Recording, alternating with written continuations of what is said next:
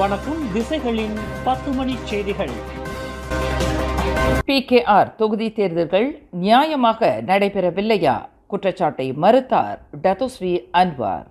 அண்மையில் நடைபெற்று முடிந்த PKR கட்சியின் தொகுதி தேர்தல்கள் பல்வேறு குளறுபடிகளுடன் நியாயமாக நடைபெறவில்லை என்று கூறப்படும் குற்றச்சாட்டை அக்கட்சியின் தலைவரும் பிரதமருமான டத்தோஸ்ரீ அன்வார் இப்ராஹிம் மறுத்துள்ளார்.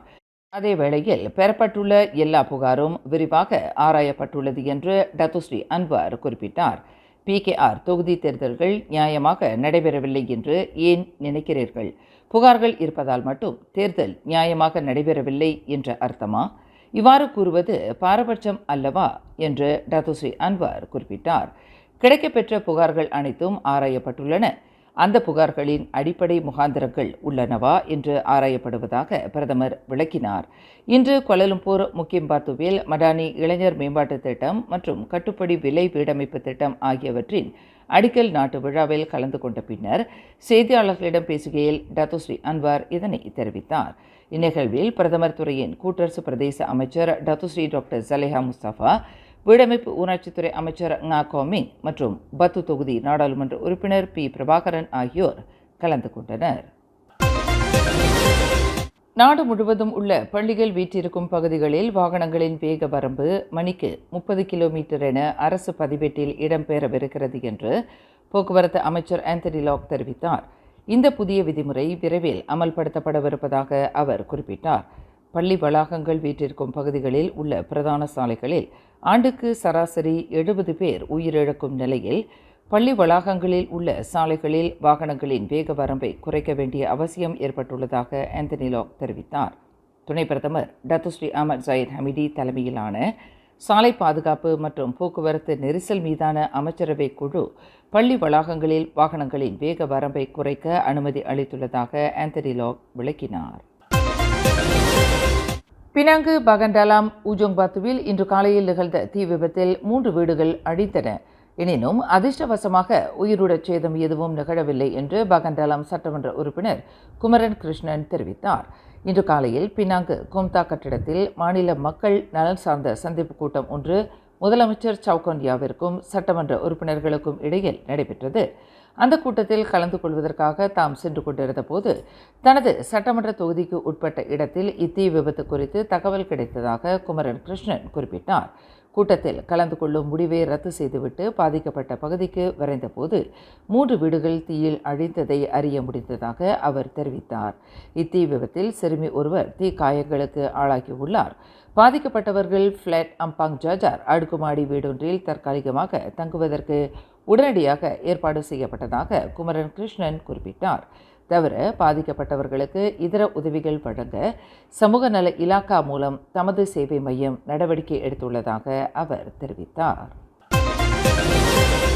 2024ஆம் ஆண்டு SPM தேர்வு முடிவு குறித்து கல்வி அமைச்சு மேற்கொண்ட பகுப்பாய்வு அறிக்கையில் ஜலோகமிலாங் தேசிய கொடியில் நிகழ்ந்த தவறு தொடர்பில் விசாரணைக்கு வழிவிடுமாறு அனைத்து தரப்பினரையும் கல்வி அமைச்சர் ஃபர்லினா சிடேக் கேட்டுக்கொண்டுள்ளார். ஜலோகமிலாங் கொடியில் நிகழ்ந்த தவற்றைப் போல கல்வி அமைச்சில் மீண்டும் இத்தகைய தவறு நிகழாமல் இருப்பதை உறுதி செய்வதற்கு விசாரணைக்கு முதலில் தீர்வு காண வேண்டியுள்ளது என்று அவர் குறிப்பிட்டார். விசாரணைக்கு வழி விடுவதில் அப்படி என்ன கெட்டுவிடப் போகிறது என்று ஃபர்லினா சிடேக் கேள்வி எழுப்பினார். கல்வி அமைச்சில் நிகழ்ந்துள்ள மிகப்பெரிய தவற்றுக்கு தார்மீக பொறுப்பேற்று அதன் உயர் அதிகாரி பதவி விலக வேண்டும் என்று முன்னாள் கல்வி அமைச்சர் டாக்டர் மஸ்லி மாலிக் விடுத்துள்ள கோரிக்கை தொடர்பில் பதில் அளிக்கையில் ஃபர்லினா சிடேக் மேற்கண்டவாறு கூறினார். சுங்கைபுலோவில் அண்மையில் ஏற்பட்ட வெள்ளத்தில் பாதிக்கப்பட்ட கம்போங் கூபு கஜா மற்றும் புசாட் தஃபீஸ் அஸ் ஜஹ்ரா லிபானாத் கம்போங் சுங்கை பெலோங் பகுதியைச் சேர்ந்த மக்களுக்கும் சமயப்பள்ளி மாணவர்களுக்கும் சுங்கைபுலோ நாடாளுமன்ற உறுப்பினர் டத்தோஸ்ரீ ஆர் ரமணன் சுமார் 1 லட்சம் ரிங்கிட் பெறுமானமுள்ள உதவிப் பொருட்களை வழங்கினார். அடிப்படை வசதிக்குரிய மின்னியல் பொருட்கள் அனைத்தும் வெள்ளத்தில் சேதமுற்றதால் 150 குடும்பங்களுக்கு சமையல் கட்டுக்கு தேவையான மின்சார பொருட்களான ரைஸ் குக்கர், மின்சார கேத்தல், மின்சார அடுப்பு உள்ளிட்ட பல வகையான உதவிப் பொருட்கள் வழங்கப்பட்டதாக தொழில் முனைவோர் கூட்டுறவு மேம்பாட்டு துணை அமைச்சரான டத்தோஸ்ரீ ரமணன் தெரிவித்தார். கடந்த வாரம் ஏற்பட்ட வெள்ளத்தில் உடைமைகளை இழந்த குடும்பங்களுக்கு உதவிப் பொருட்களை வழங்கிய பின்னர் செய்தியாளர்களிடம் பேசுகையில் டத்தோஸ்ரீ ரமணன் இதனை குறிப்பிட்டார். இந்த உதவிப் பொருட்கள் அமனா இக்தியார் மலேசியாவின் ஒத்துழைப்புடன் வழங்கப்பட்டதாக அவர் கூறினார். இதேபோன்று பூசாட் மஹாட் தஃபீஸ் மையத்திற்கு குளிர்சாதன பெட்டி, பம்ப் செட்டு, அடுப்பு, இரும்பு ரேக், பிளாஸ்டிக் பாய்கள் வழங்கப்பட்டன.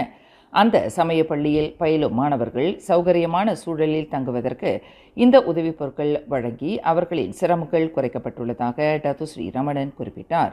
இவ்வேளையில் அமனா இக்தியார் மலேசியாவிற்கு தலைமையேற்றுள்ள டத்தோ ஷமீர் அசீஸ் மற்றும் அவர் தலைமையிலான பொறுப்பாளர்களுக்கு நன்றி கூற தாம் கடமைப்பட்டுள்ளதாக டத்தோ ஸ்ரீ ரமணன் தெரிவித்தார். ஒரு ஸ்டார் இல்ல, 2 ஸ்டார் இல்ல, ஒரே இடத்துல பல திரை நட்சத்திரங்களுடன் 17th Annual Edison Awardsல Dine with Stars. Penang spice arena May 17 மாலை 5 மணி. உடனே டின்னர் டேபிளை புக் பண்ண மை டிக்கெட் ஏசியாவை விசிட் பண்ணுங்க. நாட்டின் பழமை வாய்ந்த பல்கலைக்கழகமான மலாயா பல்கலைக்கழகம் 2025ஆம் ஆண்டில் உலகில் மிகச்சிறந்த பல்கலைக்கழகங்களில் ஒன்றாக தேர்வு செய்யப்பட்டுள்ளது. உலகம் முழுவதும் உள்ள 20,000க்கும் மேற்பட்ட பல்கலைக்கழகங்களில் மலாயா பல்கலைக்கழகம் மிகச்சிறந்த பல்கலைக்கழகங்களின் தரவரிசையில் 60வது இடத்திற்கு முன்னேறி உள்ளதாக மேன்மை தங்கிய பேரா சுல்தானும் மலாயா பல்கலைக்கழகத்தின் வேந்தருமான சுல்தான் நஸ்ரின் அறிவித்தார். இதற்கு முந்தைய ஆண்டுகளில் மலாயா பல்கலைக்கழகம் உலகில் முன்னணி பல்கலைக்கழகங்களின் தரவரிசையில் இதுபோன்ற உயரிய இடத்தை பெற்றது இல்லை. அது 60வது இடத்தை பிடித்தது இதுவே முதல் முறையாகும் என்று சுல்தான் பெருமிதம் தெரிவித்தார். கனடாவின் பொதுத் தேர்தலில் மகத்தான வெற்றி பெற்றிருக்கும் அந்நாட்டின் பிரதமர் கேனிக்கு பிரதமர் டத்தோ ஸ்ரீ அன்வர் இப்ராஹிம் தமது மனமார்ந்த வாழ்த்துக்களை தெரிவித்துக் கொண்டார். இந்த தேர்தல் கனடாவிற்கு ஒரு புதிய அத்தியாயத்தை குறிக்கிறது.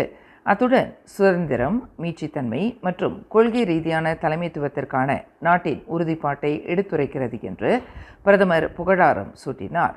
நேற்று நடைபெற்ற கனடா பொதுத் தேர்தலில் கனடா வங்கியின் முன்னாள் தலைவரும் பிரதமருமான கேனியின் ஆளும் லிபரல் கட்சி மகத்தான வெற்றி பெற்றுள்ளது.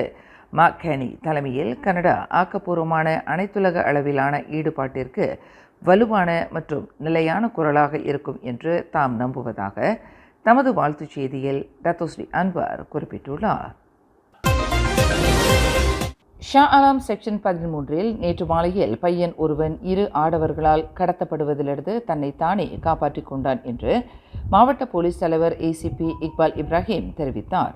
எனினும் கடத்தல்காரர்களின் பிடியிலிருந்து தன்னை காப்பாற்றிக் கொள்ள அந்த பையன் போராடிய போது முகம் மற்றும் கைகளில் காயம் ஏற்பட்டுள்ளதாக அவர் குறிப்பிட்டார். நேற்று மாலை 5:15 மணியளவில் தனி ஒருவராக மெது ஓட்டத்தில் ஈடுபட்டிருந்த அந்த பையனை காரில் வந்த 2 ஆடவர்கள் மடக்கியுள்ளனர். பையனை பிடித்து காரில் ஏறும்படி கட்டாயப்படுத்தியுள்ளனர். பையன் மறுத்துவிட்டதை தொடர்ந்து அவனை பலவந்தமாக பிடித்து காரில் ஏற்றுவதற்கு அந்த 2 ஆடவர்களும் முயற்சித்த போது அவர்களுடன் போராடிய அந்த பையன் அவர்களின் பிடியிலிருந்து திமிரிக்கொண்டு விடுபட்டான். அடுத்த கணமே அருகில் உள்ள ஓர் ஆடம்பர அடுக்குமாடி வீடமைப்பு பகுதியின் பாதுகாவலர் அறைக்கு ஓடிச் சென்று உயிரை காப்பாற்றிக் கொண்டதாக ACP இக்பால் இப்ராஹிம் குறிப்பிட்டார். இந்த சம்பவத்தை நேரில் பார்த்தவர்கள் போலீசுக்கு தகவல் அளித்து உதவும்படி பொதுமக்களை ACP இக்பால் இப்ராஹிம் கேட்டுக்கொண்டார்.